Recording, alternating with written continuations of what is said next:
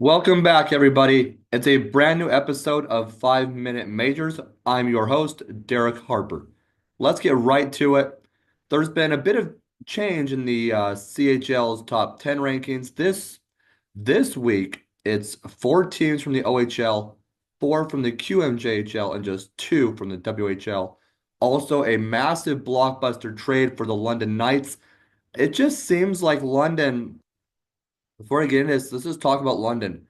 They have had success since, I mean, they don't always make the championship, but really since as far back as I can remember, London has been a contender year in and year out and year in and year out.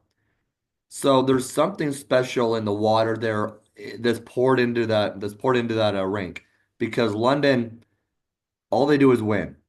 And so let's launch right into that with that trade. Cam Allen is heading from the Gulf Storm to the London Knights. He is a Washington Capitals draft pick, 19-year-old D-man. So he's going to bring some much needed offense on the defensive side of things for them. Um, as far as that goes, this season the 19-year-old defenseman has tallied 7 goals and 18 assists for 25 points in 27 games. So pretty impressive there. Kind of almost a point per game, not quite, but for a defenseman, that's pretty solid because they're not relied upon to be that top scorer really on the team, obviously. So we've seen the likes of those make it successfully. I mean, Seth Jones and that's just one. Matt Dumba, Zach Werenski. Those are those nitty-gritty guys who can get those points. Um, so it'll be interesting to see how everything falls out. But lots of talent out there in the NHL that this guy could possibly morph into. So we'll see what happens there. As far as the top 10 rankings, we'll dive right into that. The OHL, London, they lead the CHL at the top spot. So, like I said, there's something in that ice, in that building. And then there's something that they take with them in their jerseys or something. But hockey players obviously superstitious, so whatever they're doing in London, it's working. Um, the Kitchener Rangers at 6, Windsor Spitfires, we know that name from winning the Memorial Cup not too long ago, at 7, and the Barrie Colts at 9.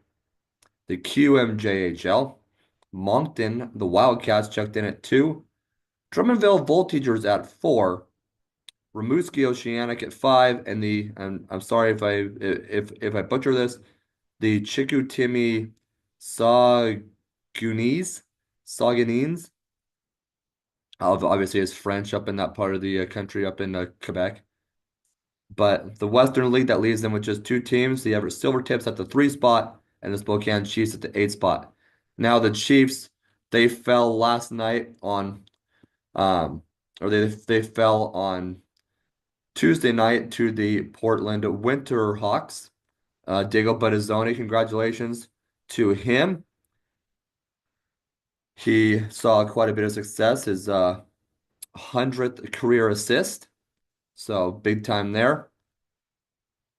The Winterhawks definitely loading up with the BCHL players that are coming down. They're getting their ownership players back that they own. So they're kind of getting loaded up there. I think the second half of the season is going to be very interesting. And I think we'll see that with World Juniors. The teams are kind of mixed up. Like Berkeley Catton's not in the Chiefs in that right now because he's away at World Juniors with the Team Canada camp.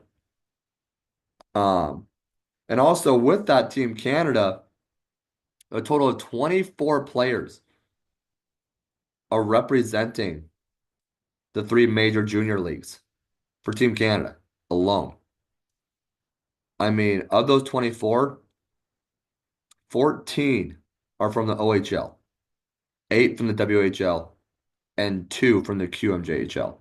So it just goes to show you the talent again at the major junior level. Very, very impressive. Um, and then we also have a Spokane Chiefs player that will be headed to Team Kazakhstan. So, and it's not just Team Canada or even USA.